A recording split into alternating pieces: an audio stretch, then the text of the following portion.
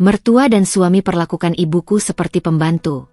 Saat aku sedang dinas luar kota, kubalas perbuatan mereka lebih kejam lagi dengan ini. Assalamualaikum warahmatullahi wabarakatuh. Apa kabar teman semua? Semoga kalian dalam keadaan sehat, dimudahkan rezekinya, dan dilancarkan segala urusannya, serta penuh dalam kebahagiaan.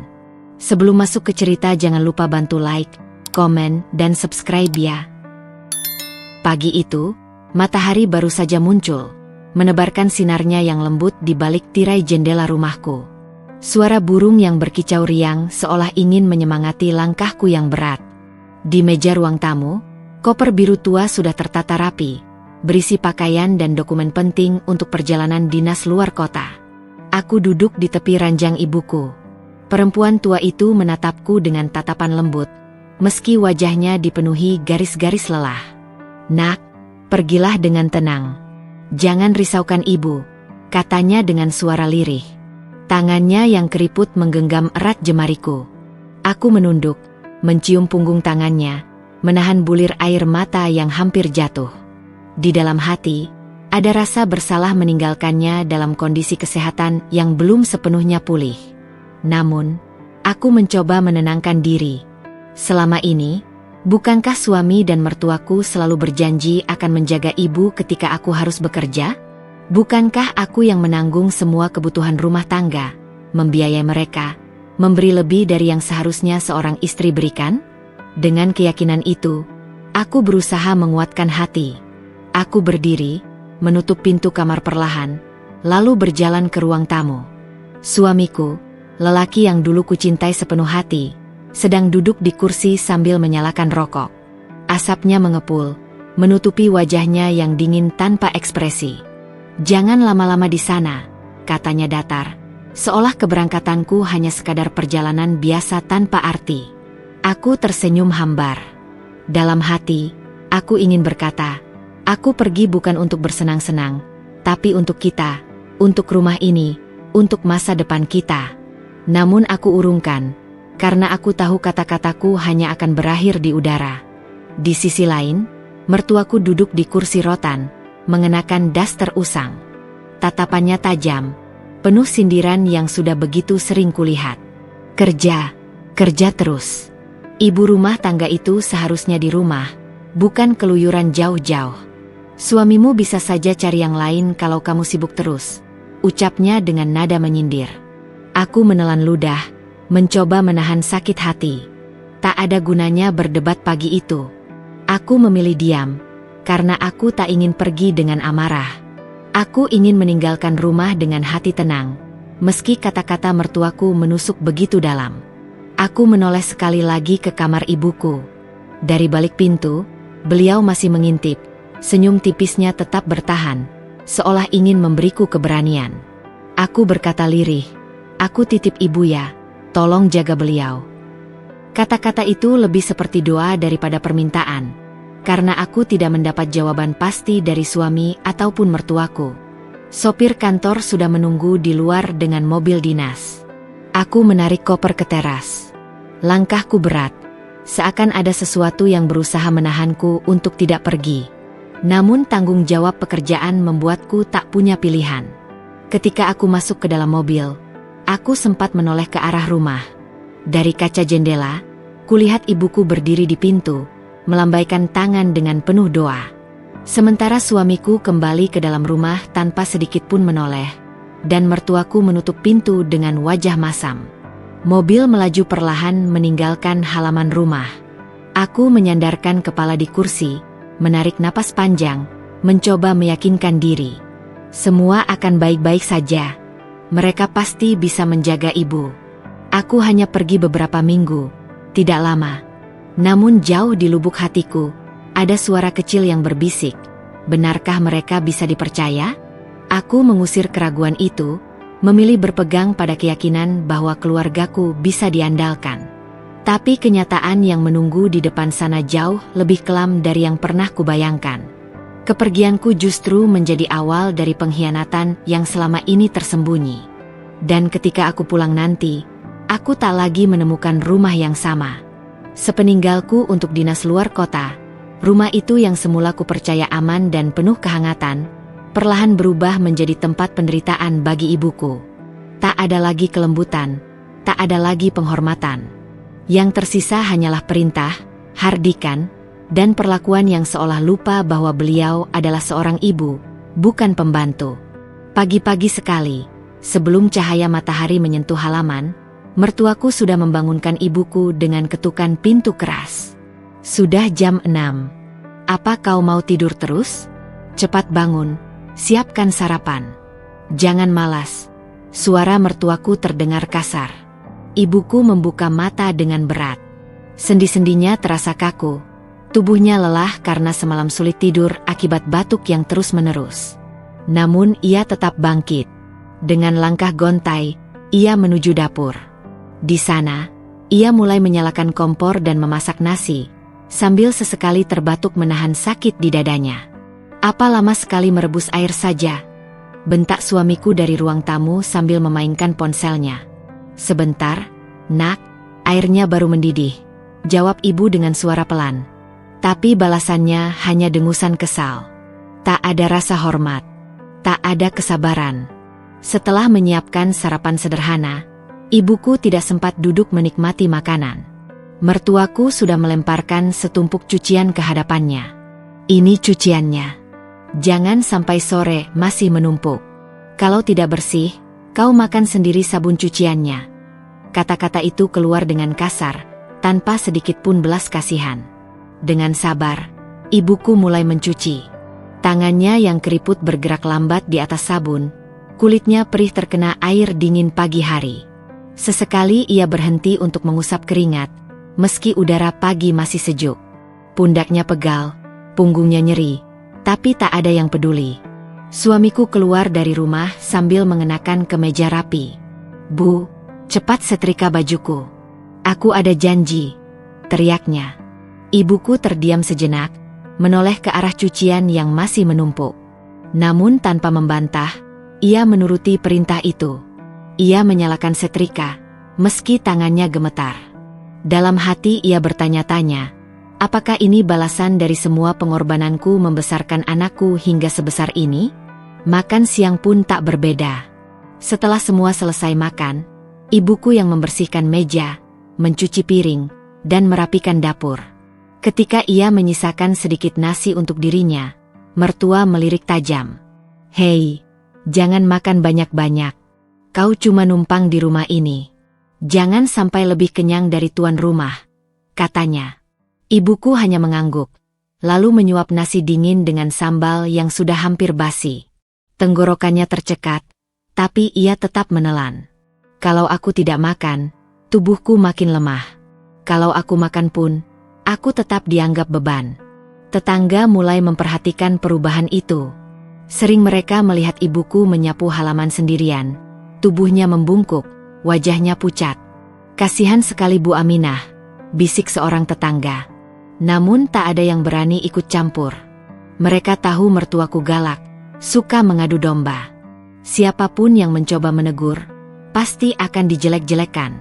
Malam hari, setelah semua tidur, ibuku kembali ke kamarnya. Ia duduk di tepi ranjang, menatap foto diriku yang tergantung di dinding. Air matanya menetes tanpa suara. Nak, andai kau tahu keadaan ibu. Tapi biarlah, jangan sampai kau khawatir. Kau sudah bekerja keras. Ibu akan bertahan. Namun diam-diam, tubuhnya makin lemah. Batuknya kian sering, nafasnya pendek-pendek. Meski begitu, suami dan mertuaku tak pernah menanyakan kabarnya. Bagai orang asing, ibuku hanya dianggap beban yang harus bekerja untuk layak tinggal di rumah itu. Hari-hari berjalan lambat, penuh luka yang disembunyikan. Setiap perintah, setiap bentakan, setiap hinaan, membuat ibuku semakin terpuruk.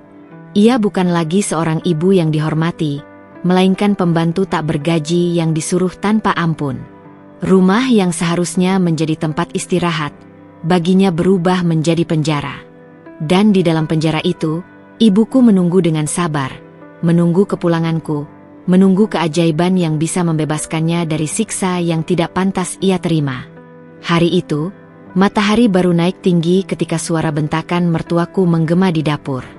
Panci berisi sayur asem mendidih terlalu lama hingga kuahnya sedikit mengering.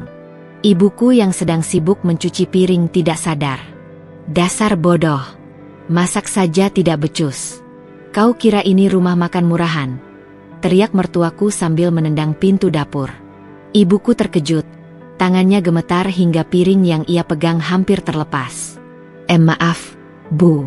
Saya tadi. Maaf terus. Apa gunanya kau di rumah ini kalau kerjaanmu cuma bikin masalah? Dasar orang tua merepotkan. Potong mertuaku dengan suara yang penuh kebencian. Suamiku masuk ke dapur, melihat keributan itu. Sejenak aku berharap, setidaknya ia akan membela ibuku, atau paling tidak menenangkan suasana. Namun yang terjadi justru sebaliknya. Ia hanya berdiri, menyalakan rokok, lalu berkata datar, "Ya sudahlah, Bu. Namanya juga orang tua. Memang sering bego. Biarin aja." Hati ibuku runtuh mendengar kata-kata itu. Anaknya sendiri, darah daging yang ia besarkan dengan penuh kasih, menyetujui hinaan itu tanpa sedikit pun rasa hormat. Lidahnya keluh. Yang bisa ia lakukan hanyalah menunduk, menahan air mata agar tidak tumpah di hadapan mereka. Siang harinya, saat ibuku sedang menyapu ruang tengah, tanpa sengaja ia menjatuhkan vas bunga plastik yang ada di atas meja. Vas itu retak, meski tidak hancur. Seketika, suara mertuaku kembali meninggi. "Lihatlah, tanganmu itu apa tidak ada gunanya selain merusak barang?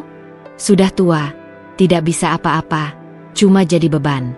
Kalau bukan karena anakmu, sudah sejak lama aku usir kau dari rumah ini." Ibuku menggenggam sapu erat-erat, tubuhnya gemetar. Saya akan ganti, Bu, jawabnya pelan. Ganti? Dengan apa kau mau ganti? Hah? Kau punya uang? Kau pikir kau siapa di rumah ini? Kau hanya numpang, mengerti?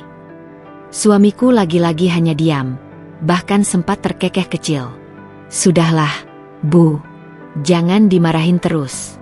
Nanti malah nangis lagi, bikin pusing. Ucapan itu terdengar seolah pembelaan, tapi nadanya penuh ejekan. Malam tiba, namun luka di hati ibuku tidak pernah reda. Ketika ia mencoba merebahkan diri, tubuhnya masih terasa nyeri akibat seharian bekerja. Matanya sembab, bukan karena kelelahan semata, tapi karena kata-kata kasar yang terus terngiang di telinganya. Orang tua tidak tahu diri. Dasar numpang hidup. Tidak becus apa-apa. Semua kalimat itu menancap dalam-dalam, menorehkan luka yang tak terlihat tapi lebih pedih daripada sakit fisik. Di dalam kesepian kamarnya, ibuku menatap foto diriku yang tergantung di dinding. Jemarinya menyentuh bingkai kayu itu dengan lembut. "Nak, andai kau tahu, ibu tidak lagi diperlakukan sebagai manusia di rumah ini," bisiknya lirih. Namun ia tetap diam. Ia tidak ingin mengadu. Ia tidak ingin aku resah saat sedang bekerja jauh. Hanya doa yang ia panjatkan, dengan harapan suatu hari kelak, aku akan pulang sebelum semua penderitaan ini menghancurkannya sepenuhnya. Malam itu, dengan sisa tenaga yang ada, ibuku berlutut di sajadahnya. Suaranya bergetar saat memanjatkan doa. "Ya Allah, kuatkan hati hamba MU ini. Lindungi anakku dalam perjalanannya. Jangan biarkan ia tahu betapa terhinanya ibu di rumahnya sendiri. Sebelum tiba waktunya kau bukakan kebenaran." Air mata jatuh satu persatu, membasahi sajadah. Dan di balik doa itu, hatinya remuk tak bersisa. Malam demi malam, ibuku semakin terbiasa menyembunyikan perihnya di balik pintu kamar sempit yang hanya diterangi lampu redup. Tubuhnya lelah, tenaganya terkuras seharian oleh perintah dan bentakan. Namun yang paling membuatnya runtuh adalah hinaan yang terus menoreh hati. Setiap kali tubuhnya rebah, air matanya mengalir, menjadi teman tidur satu-satunya. Sajadah lusuh di pojok kamar menjadi saksi bisu. Hampir setiap malam, sebelum terlelap, ibuku menundukkan diri. Suaranya lirih, bergetar, namun penuh kekuatan doa seorang ibu. "Ya Allah, jangan biarkan anakku tahu derita ini. Biarlah semua sakit hamba tanggung sendiri. Asal ia tetap bahagia, tenang dalam pekerjaannya. Jangan biarkan ia merasa bersalah meninggalkan hamba di rumah ini. Kalimat itu berulang-ulang ia bisikkan, disertai air mata yang tak lagi bisa ia tahan.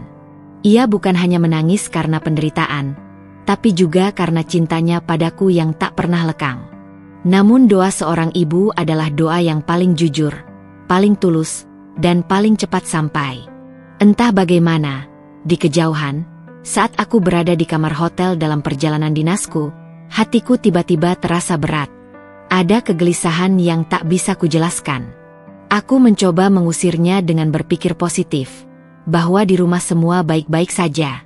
Tapi rasa itu tak mau pergi, seolah ada suara yang berbisik dalam hati. Lihatlah ibumu, ia sedang menangis sendirian.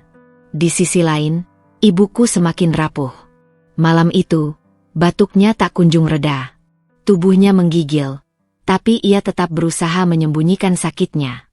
Ia tahu, jika suami atau mertuaku mendengar, bukannya belas kasihan yang ia terima, melainkan hinaan baru.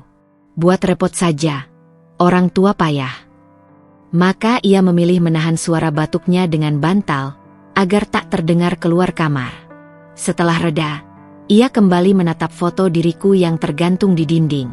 Jemarinya menyusuri wajahku di foto itu. Nak, apakah kau merasa apa yang ibu rasakan? Apakah kau tahu bahwa ibu sudah tak sanggup lagi? Di luar kamar, suamiku dan mertuaku sudah lama terlelap. Gelak tawa mereka sore tadi, saat menonton televisi sambil memakan hidangan yang ibuku siapkan, masih terngiang di telinga beliau. Kontras dengan dirinya yang hanya kebagian sisa makanan dingin, dan malamnya berjuang menahan sakit. Kesepian itu kian menusuk. Tak ada bahu untuk bersandar, tak ada telinga untuk mendengar keluh kesah. Hanya doa yang menjadi tempat pelarian. Dan doa itu pula yang diam-diam menembus jarak, mengetuk batinku yang jauh di sana. Malam itu, aku terbangun tiba-tiba dari tidurku. Keringat dingin membasahi tubuhku, dan hatiku berdebar tanpa sebab. Aku duduk di tepi ranjang, memandangi jam yang baru menunjukkan pukul 2 dini hari. Ada rasa sesak, seolah ada seseorang yang sedang menjerit dalam diam, memanggilku. Aku tak tahu apa yang sebenarnya terjadi di rumah. Tapi hatiku yakin, sesuatu tidak beres. Sementara itu, di kamarnya yang sunyi, ibuku kembali memejamkan mata dengan pipi basah. Di balik tangisnya, ia hanya berharap, semoga aku tidak pulang dengan kekhawatiran, melainkan dengan senyum. Ia memilih menanggung semua sendiri, meski perlahan, tangis itu menggerogoti jiwanya. Hari itu aku baru saja menyelesaikan rapat dinas yang melelahkan. Suasana kota asing yang hiruk-pikuk tak mampu mengalihkan perasaanku yang sejak beberapa minggu terakhir dihantui rasa gelisah. Ada sesuatu di rumah yang tidak beres, meski aku tak tahu apa. Aku duduk di tepi ranjang hotel, membuka ponsel yang sedari tadi berdering. Puluhan pesan masuk dari grup kantor, klien, hingga beberapa keluarga. Namun, mataku terhenti pada satu pesan dari nomor tak dikenal. Awalnya aku ragu untuk membukanya. Namun entah mengapa, hatiku terasa digerakkan. Begitu kubuka, mataku langsung membelalak.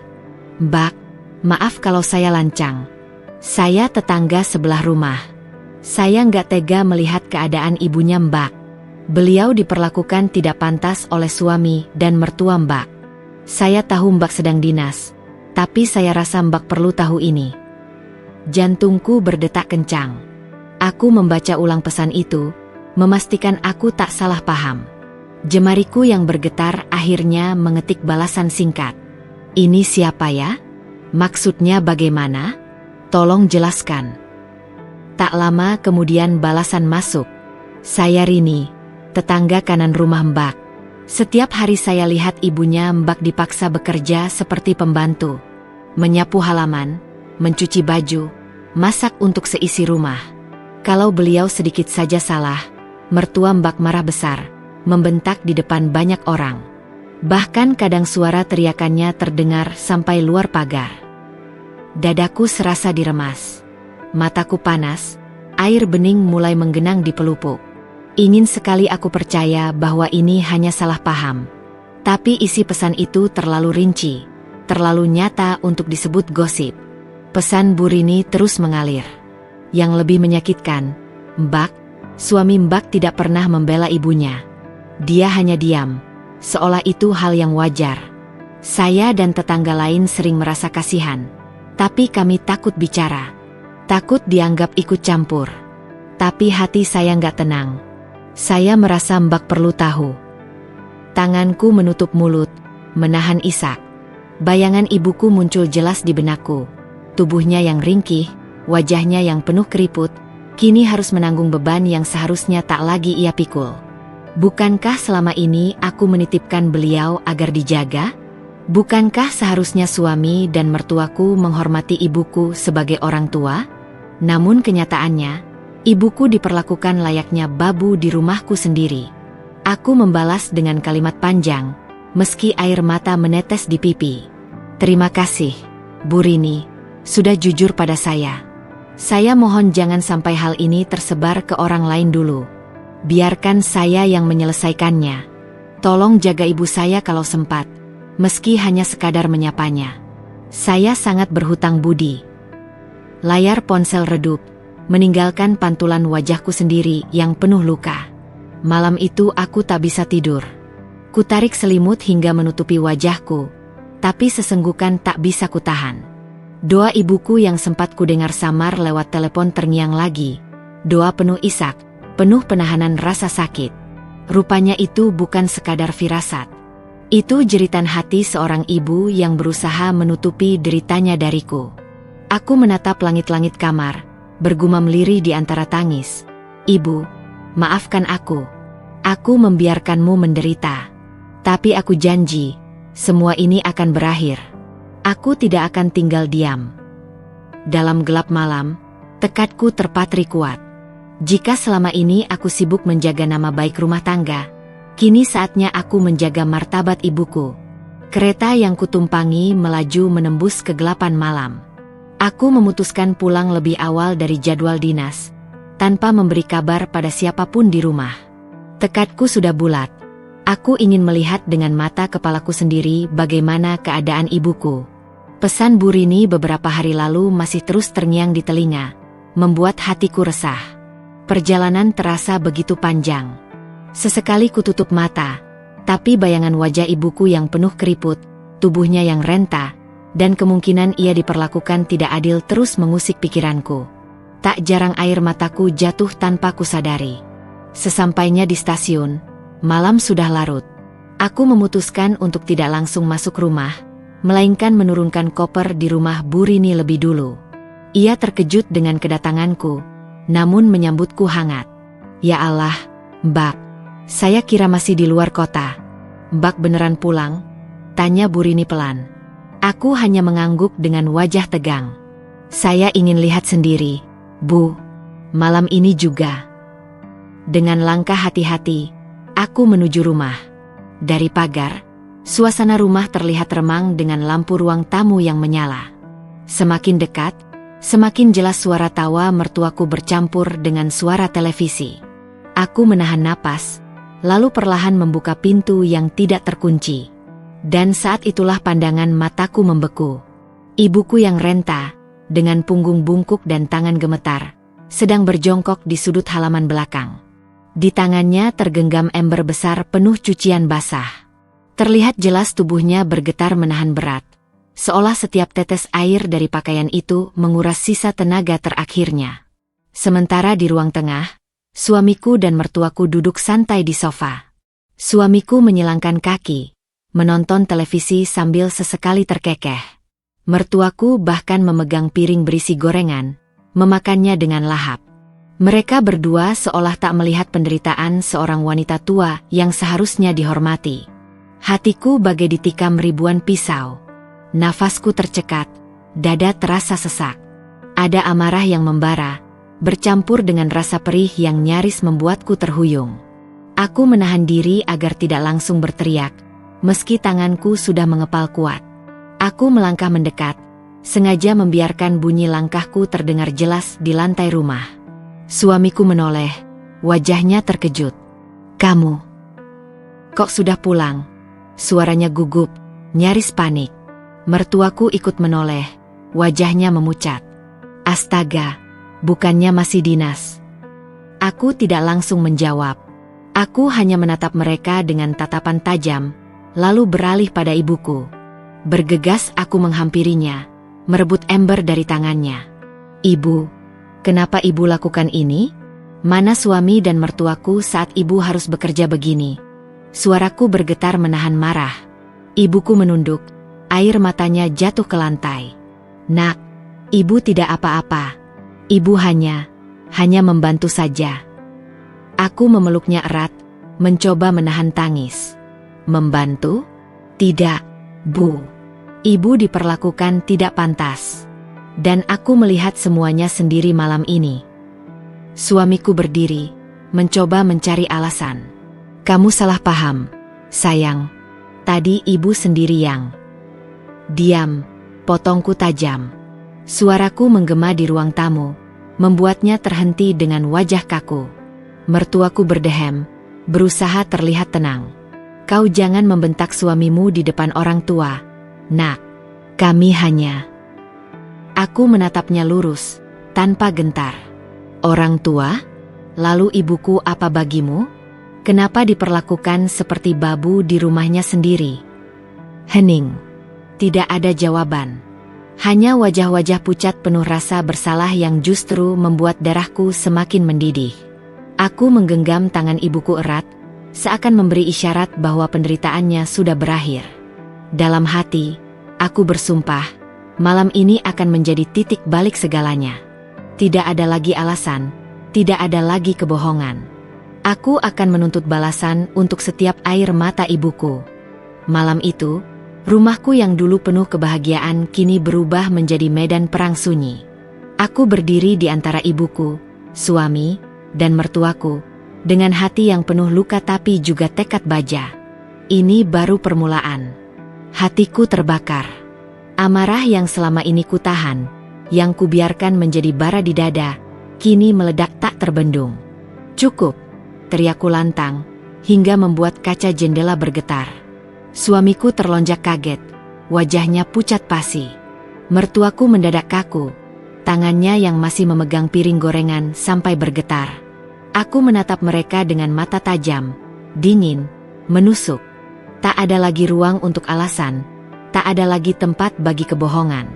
Aku sudah melihat sendiri, suaraku bergetar namun tegas. Ibuku dipaksa mengangkat ember cucian, tubuhnya gemetar, padahal beliau sudah renta. Dan kalian? Tatapanku bergantian menusuk suamiku dan mertuaku. Duduk santai di sini seakan tak terjadi apa-apa. Apa kalian masih punya hati? Suamiku mencoba maju mendekat, wajahnya penuh kegugupan. "Sayang, dengar dulu penjelasan aku. Tadi itu..." "Diam," potongku dengan suara keras. Tanganku terangkat, menahannya untuk tidak melangkah lebih jauh. "Aku tidak butuh penjelasanmu. Aku sudah lihat semuanya dengan mata kepalaku sendiri. Jangan pernah mencoba memutarbalikan kenyataan di hadapanku." Mertuaku berusaha bangkit, menyahut dengan suara bergetar. "Nak, kau jangan membesar-besarkan. Ibunya itu memang keras kepala. Dia yang ngotot mau membantu, kami tidak pernah memaksa." Aku menoleh cepat, tatapanku menyalak. "Membantu? Apa itu namanya membantu? Dengan tubuh renta dipaksa mengangkat beban berat, membersihkan rumah, memasak untuk kalian, sementara kalian hanya duduk bersantai. Itu bukan membantu, itu menindas." Suasana rumah mendadak mencekam. Hening, kecuali suara nafasku yang tersengal-sengal karena emosi. Ibuku berusaha menarik lenganku, suaranya lirih penuh ketakutan. "Nak, sudah. Jangan marah. Ibu ikhlas, ibu tidak apa-apa." Aku menoleh padanya, menatap wajah tua penuh keriput yang dipenuhi air mata. Dadaku semakin perih. "Tidak, Bu. Ibu tidak seharusnya ikhlas dengan perlakuan seperti ini. Mereka mempermalukan ibu, merendahkan ibu. Dan aku tidak akan diam lagi." Air mata jatuh di pipiku. tapi amarahku tetap berkobar. Aku berdiri di hadapan suami dan mertuaku, menegakkan tubuhku sekuat mungkin. Aku pergi dinas dengan hati tenang karena aku percaya kalian bisa menjaga ibu. Aku percaya suamiku akan menghormati mertuanya. Aku percaya mertuaku akan memperlakukan ibu kandungku sebagai orang tua sendiri. Tapi apa yang kudapati? Kalian menjadikannya babu di rumahnya sendiri. Suamiku menunduk, wajahnya memerah antara malu dan takut. Mertuaku mencoba membuka mulut, tapi hanya suara tercekat yang keluar. Mereka berdua kehilangan kata-kata. Aku melanjutkan, kali ini dengan suara lebih dingin, menusuk ke sanubari. Ingat baik-baik, aku bukan perempuan bodoh yang bisa kalian permainkan. Jangan kira karena aku sibuk dengan pekerjaanku lalu aku menutup mata. Tidak. Mulai malam ini, kalian akan melihat siapa aku sebenarnya. Aku menatap ibuku, menggenggam tangannya erat. Bu, mulai sekarang tidak ada lagi air mata di rumah ini. Aku janji, ibu tidak akan disakiti lagi. Di sudut ruang tamu, suamiku menelan ludah, mertuaku gemetar. Tatapan mereka jelas, ada ketakutan. Mereka tahu badai yang akan datang. Badai yang berasal dari amarah seorang istri sekaligus anak yang tidak lagi bisa dibungkam. Malam itu, amarahku bukan sekadar luapan emosi. Ia adalah awal dari perhitungan. Malam itu udara di ruang tamu terasa berat. Seakan setiap dinding rumah ikut menahan ketegangan yang kian menyesakkan. Aku berdiri di samping ibuku yang masih terisak. Sementara di depanku suami dan mertuaku duduk dengan wajah memucat namun tetap mencoba menyembunyikan arogansinya. Suamiku yang pertama kali membuka suara. Kamu terlalu berlebihan, katanya dengan nada meninggi, seakan ingin menguasai suasana. Ibumu sendiri yang tidak mau diam.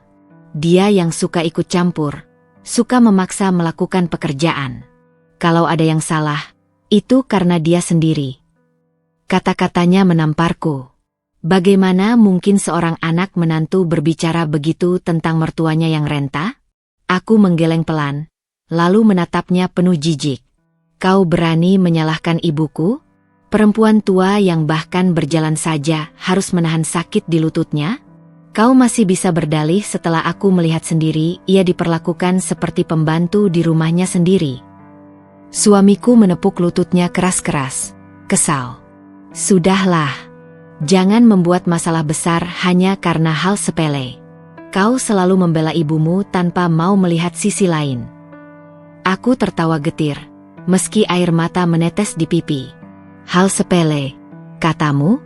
Menghina ibuku, memperlakukannya seperti babu, membuatnya menangis tiap malam. Itu hal sepele bagimu? Kalau begitu, apa artinya hati dan nuranimu?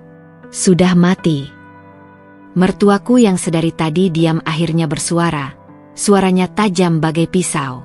Hei, jangan bicara seenaknya. Kau itu istri.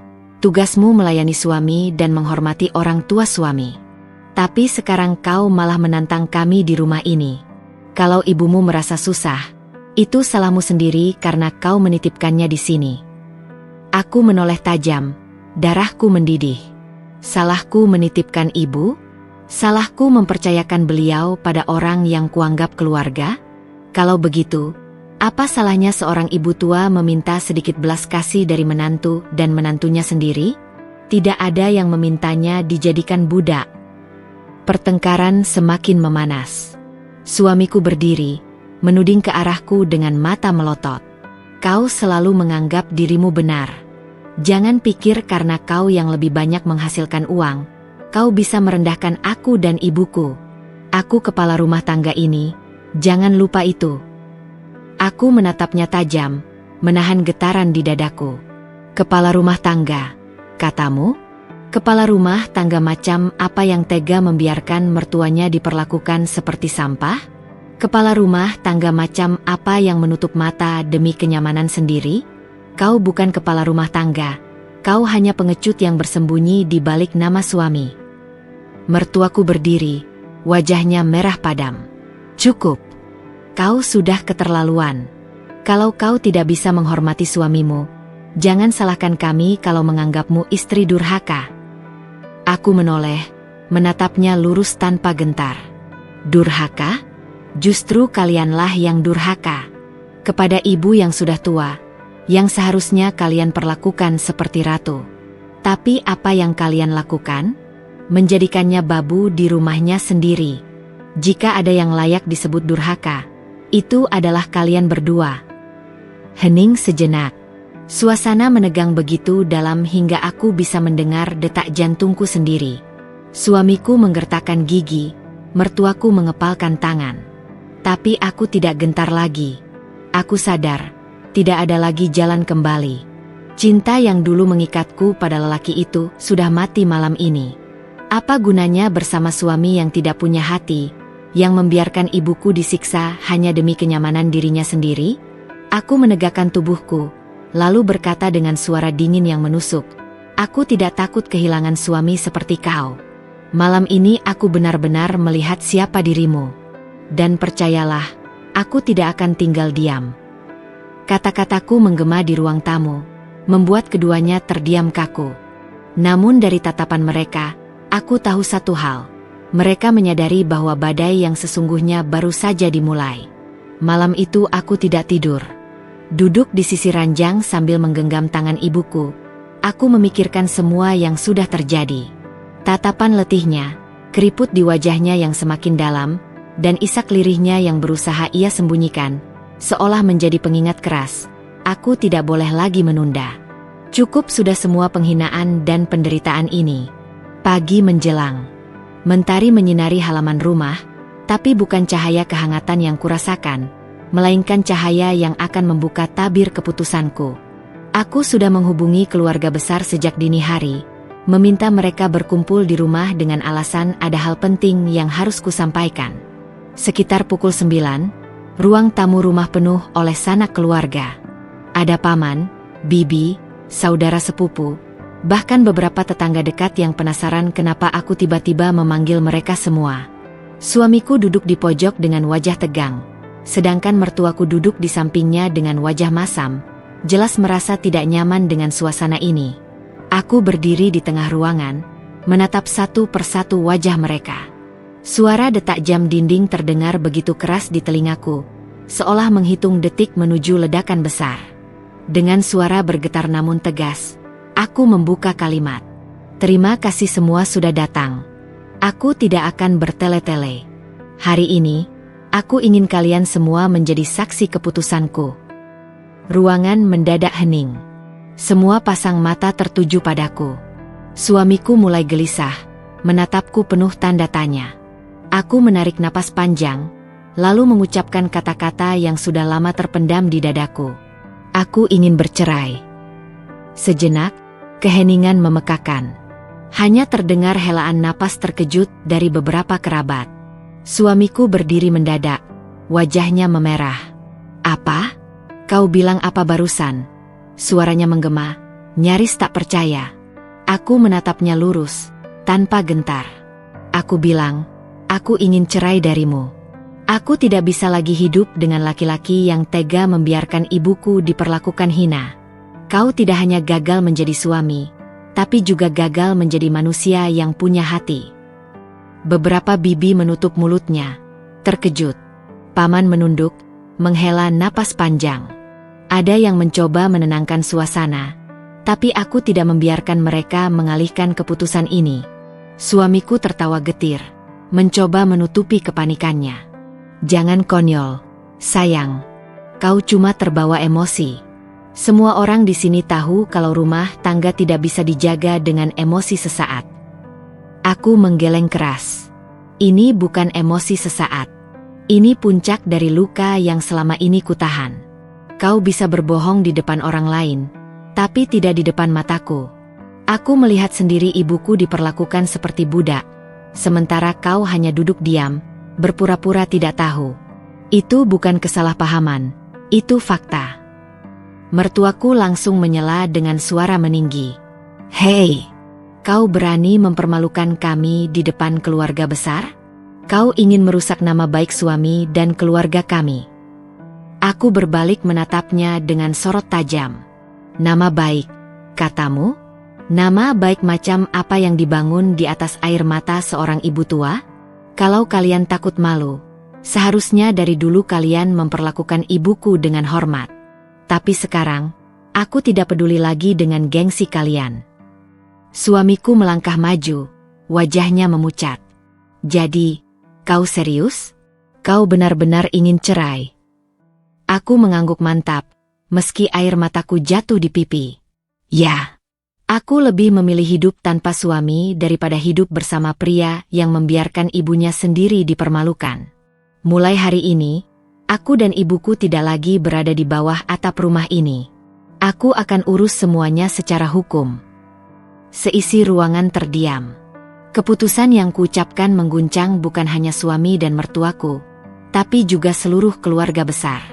Ada yang menatapku dengan kagum, ada pula yang tampak kasihan. Tapi bagiku, ini bukan tentang mereka. Ini tentang martabat ibuku, tentang harga diriku. Suamiku terjatuh ke kursi dengan wajah kosong, seolah dunia runtuh di hadapannya. Mertuaku terdiam, menggenggam ujung jariknya dengan gemetar. Mereka tidak menyangka aku, perempuan yang selama ini dianggap lembut dan penurut, berani mengucapkan keputusan sebesar ini di hadapan semua orang.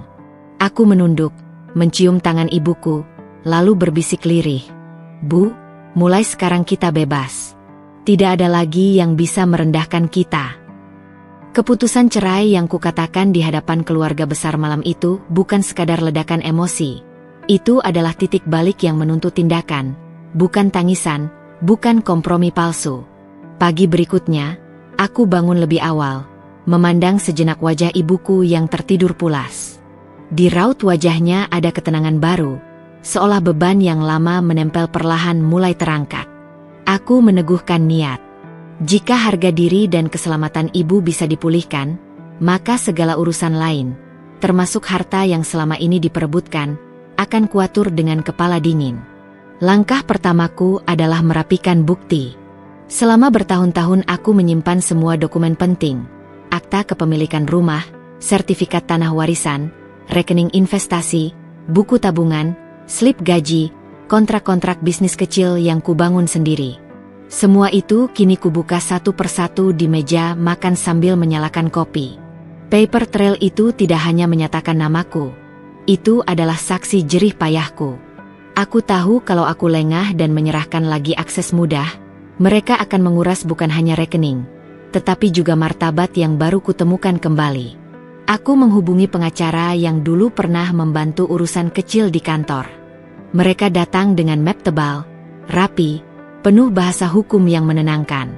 Langkah pertama, kita blokir akses ke rekening bersama dan keluarkan surat pemberitahuan pencabutan wewenang, kata pengacara itu sambil menatapku penuh profesionalisme. Aku mengangguk. Bunyi itu, blokir, cabut, surat, terdengar dingin dan pasti seperti pedang yang akan kupakai. Sore itu kami ke Bandung. Ruanganku terasa aneh ketika petugas membuka pintu ruang VIP dan menawarkan air mineral. Aku tidak butuh basa-basi. Dengan surat kuasa dari pengacara, aku menutup rekening bersama yang selama ini dipakai suamiku tanpa pertanggungjawaban. Rekening atas namaku, yang berisi gaji, pemasukan usaha kecil yang kukembangkan, tabungan untuk biaya hidup ibu, diamankan. Semua otorisasi akses yang pernah kuberikan lewat telepon, lewat pesan, kubatalkan. Password diubah. Kartu ATM lama kukembalikan. Tidak ada lagi akses mudah yang bisa digunakan untuk mengambil tanpa izin. Malamnya aku membawa berkas-berkas ke notaris. Sertifikat rumah yang atas namaku tetap kukekalkan, bukan untuk menyiksa, tapi untuk melindungi. Aku memindahkan beberapa aset likuid ke rekening atas nama ibuku, bukan sebagai simbol, tapi sebagai jaminan nyata bahwa yang menjadi haknya tak bisa lagi disentuh oleh mereka yang belum menunjukkan hati nurani. Ketika notaris menuliskan pernyataan pemindahan sementara itu, ada rasa lega yang memenuhi dadaku. Setiap tanda tangan seperti paku kecil yang menutup pintu-pintu ruang bagi ketamakan. Kabar tindakan ini menyebar cepat ke ruang tamu, seperti petir yang membelah langit. Suamiku mengetahuiku ketika ia membuka laptop mencari sesuatu. Mungkin uang untuk memenuhi gengsi, mungkin alasan. Matanya melebar saat ku dekati dan menatap lurus. "Kau ngapain?" Suaranya menurun, dipenuhi cemas tapi juga marah. Mertuaku datang menuntut penjelasan. Wajahnya semula dingin berubah pucat. Mereka mencoba merayu, memohon dengan nada yang kikir. "Kembalikan akses itu, cuma untuk sementara, kita bisa atur baik-baik." Aku tertawa, tetapi bukan tawa yang ramah. Tentu, kalau mengatur baik-baik berarti mengizinkan ibu jadi korban lagi, aku tidak mau. Semua ini adalah kerja kerasku, dan aku berhak melindungi apa yang kubangun. Suamiku maju, suaranya mendesah. "Kamu tidak bisa melakukan ini sendirian. Kau mau membuat skandal keluarga." Skandal. Aku menarik napas panjang. Skandal adalah ketika orang tua dipermalukan di rumahnya sendiri. Skandal adalah ketika seorang suami memilih untuk membiarkan ibunya disiksa. Aku tidak mau lagi hidup dalam skandal moral itu. Jika kamu menganggap ini aib, maka kamu memang salah paham soal martabat. Mertuaku menuduh, menggerutu soal nama baik, soal malu di depan kerabat. Kata-kata itu terdengar kosong di telingaku sekarang. Aku tahu mereka berpikir uang bisa membungkam segalanya. Maka aku bertindak lebih jauh. Aku menyerahkan salinan dokumen penting ke pengacara keluarga, meminta mereka menyiapkan gugatan cerai dengan alasan penganiayaan emosional terhadap orang tua dan pelanggaran kewajiban rumah tangga. Aku memberitahu HR perusahaanku untuk tidak lagi menyalurkan gaji ke rekening bersama yang pernah ada. Perintah gaji diarahkan ke rekening baruku yang hanya bisa diakses olehku dan notaris. Tentu, gelombang balasan datang, ancaman bisik, kecaman sungguh-sungguh dari keluarga suami yang merasa harga diri mereka tercabik. Ada upaya intimidasi, pintu diketuk pada tengah malam, telepon berdering tanpa suara. Mereka mencoba memprovokasi, berharap aku akan terpancing dan mengambil langkah bodoh. Mereka salah menilai.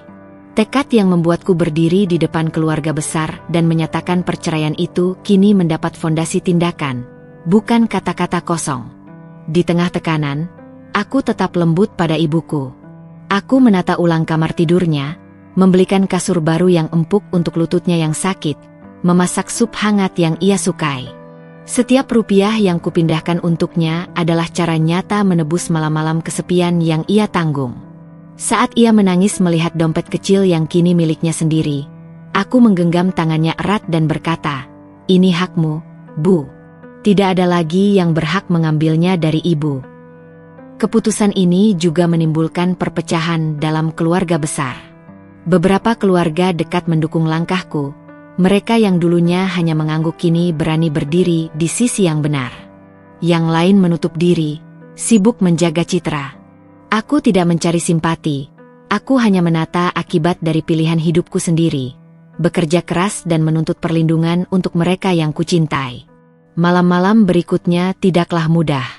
Upaya untuk menakut-nakuti berlanjut. Ada bisik-bisik bahwa aku akan kehilangan segalanya jika bertindak keras. Namun setiap kali ragu menyelinap, kulihat wajah ibuku yang tenang. Tidak lagi menunduk, tapi menatap ke depan.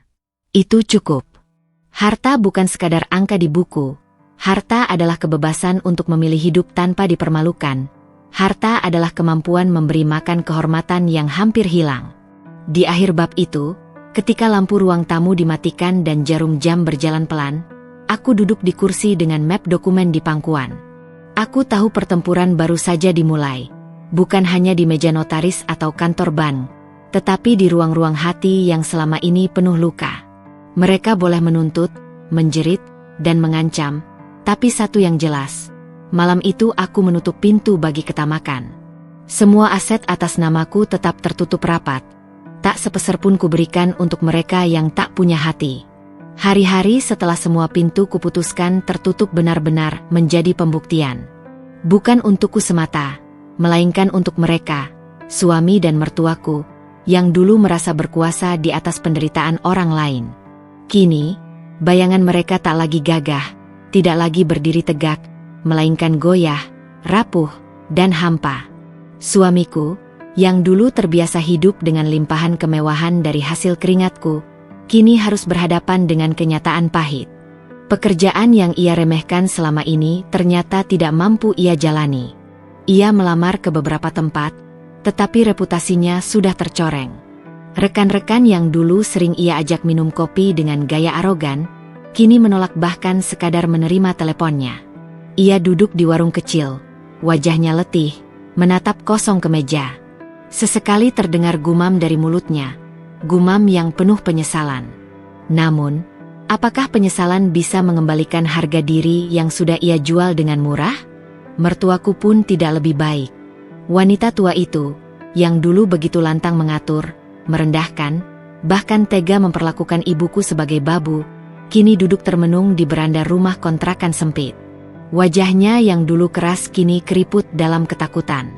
Kata-kata kasarnya hilang, diganti ratapan lirih yang hanya didengar dirinya sendiri.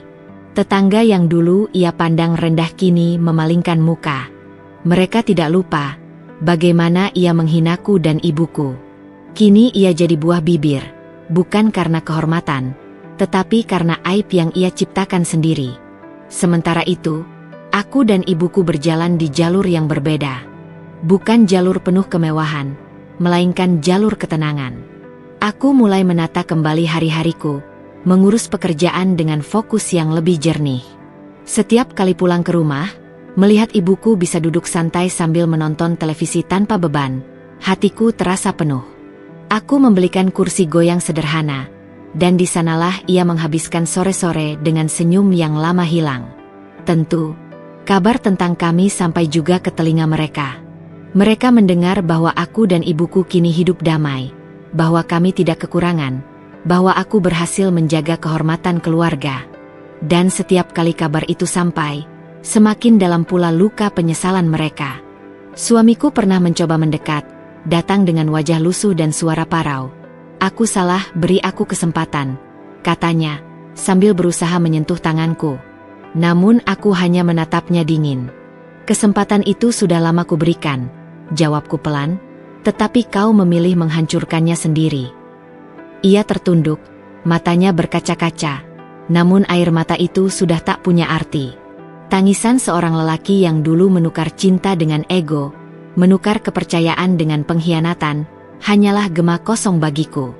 Aku tidak membencinya lagi, tetapi aku juga tidak pernah akan kembali. Ada garis yang sudah kutarik, dan garis itu adalah batas antara harga diri dan penghinaan. Mertuaku pun pernah mencoba datang, membawa bungkusan makanan seadanya, dengan wajah penuh keriput yang dihiasi air mata. "Nak, ibu menyesal?" Ibu hilaf, suaranya gemetar. Tapi aku hanya memandang ibuku yang berdiri di sampingku, lalu berkata, "Penyesalan seharusnya datang sebelum ibu menyiksa orang tua saya. Sekarang, tidak ada lagi artinya." Ibuku menggenggam tanganku erat. Ia tidak membalas dengan kata-kata, tetapi dari genggamannya aku tahu, ia merasakan keadilan yang selama ini ia nantikan. Air matanya bukan lagi air mata penderitaan, melainkan kelegaan. Hari-hari itu akhirnya menjadi cermin yang keras. Suamiku dan mertuaku belajar bahwa tidak semua bisa dibeli dengan harta, tidak semua bisa dikendalikan dengan kata-kata kasar. Ada hal yang jika sekali hilang, tidak akan pernah kembali. Kepercayaan, kehormatan, kasih sayang. Aku tidak pernah berusaha membuat mereka sengsara. Aku hanya mengambil kembali hakku, menjaga ibu, dan memilih jalan yang benar. Tetapi ternyata, pilihan itu sudah cukup untuk menjatuhkan mereka ke dalam lubang yang mereka gali sendiri. Penyesalan mereka mungkin tulus, mungkin juga sekadar sandiwara. Namun yang jelas, penyesalan itu sudah terlambat. Malam itu, ketika aku duduk bersama ibuku menikmati makan malam sederhana, aku tersenyum. "Bu, kita berhasil melewati semua ini," kataku pelan. Ibuku mengangguk, matanya berbinar. Di luar sana, suami dan mertuaku mungkin masih meratapi nasib mereka, tapi bagiku itu tidak lagi penting. Karena pada akhirnya, penyesalan yang datang setelah segalanya hancur tak pernah berguna. Ia hanya akan jadi bayangan gelap yang menghantui, tanpa pernah bisa menyembuhkan luka yang sudah terlanjur menganga. Udara malam itu begitu sejuk. Dari jendela rumahku yang sederhana, tampak bulan bulat sempurna, bersinar terang seakan ikut merayakan kebebasan kami. Aku duduk di samping ibuku, menggenggam tangannya erat, merasakan kehangatan yang tak ternilai. Semua luka, semua derita, kini terasa jauh di belakang, hanya meninggalkan bekas yang mengajarkan arti kekuatan. Bu, bisikku pelan, tak ada lagi yang bisa menyakitimu. Selama aku ada, kau akan bahagia. Ibuku menoleh, menatapku dengan mata yang berkaca-kaca. Wajahnya yang renta tampak bersinar oleh senyum haru. Nak, ini semua bukan karena ibu kuat, tapi karena kau berani. Kau sudah menjadi benteng untuk ibu. Kau adalah kemenangan ibu yang sesungguhnya. Air mataku jatuh, bukan karena sedih, tapi karena lega. Hidupku mungkin kehilangan seorang suami, mungkin aku harus merelakan rumah tangga yang runtuh. Namun, apa arti sebuah ikatan bila di dalamnya hanya ada pengkhianatan dan kehinaan? Aku menyadari, aku justru mendapatkan sesuatu yang jauh lebih berharga, martabat ibuku, dan harga diriku sendiri. Hari-hari setelah itu kami isi dengan kebahagiaan sederhana. Aku bekerja lebih keras, bukan lagi untuk seseorang yang tidak tahu berterima kasih, melainkan untuk wanita yang telah melahirkanku dengan penuh cinta. Aku menyiapkan sarapan untuknya setiap pagi, menemaninya bercengkerama sore hari, bahkan sesekali mengajaknya berjalan-jalan menikmati taman kota. Senyumnya kini lebih sering terlihat, langkahnya lebih ringan, meski usianya sudah renta. Suamiku dan mertuaku? Mereka hanya tinggal cerita. Hidup mereka tenggelam dalam penyesalan, terpinggirkan oleh waktu. Namun aku tak lagi peduli. Aku tidak menaruh dendam. Sebab aku tahu, balasan terbaik bukanlah menghancurkan mereka, melainkan membuktikan bahwa aku bisa bangkit tanpa mereka. Di dalam hati, aku tahu, aku telah memenangkan pertarungan terberat dalam hidupku. Pertarungan yang tidak melibatkan senjata atau kekerasan, melainkan keberanian untuk berkata cukup, keberanian untuk memilih jalan yang benar. Suatu malam, ibuku menggenggam tanganku lebih erat dari biasanya. Nak, katanya lembut, ibu tidak meminta apa-apa lagi dari hidup ini. Ibu hanya ingin melihatmu bahagia. Aku tersenyum, menatap matanya dalam-dalam. Aku sudah bahagia, Bu, karena kau bersamaku. Malam itu, aku merasa menjadi anak yang benar-benar menang. Bukan karena harta, bukan karena kedudukan, tetapi karena aku berhasil menjaga kehormatan ibu yang telah menjagaku sejak kecil. Dan di bawah cahaya bulan yang indah, aku berjanji dalam hati, selama aku hidup, ibuku tak akan pernah lagi merasa sendirian. Itulah akhir dari perjalananku, sebuah cerita tentang kehilangan, pengkhianatan, perjuangan, dan akhirnya kemenangan. Kemenangan seorang anak untuk ibunya.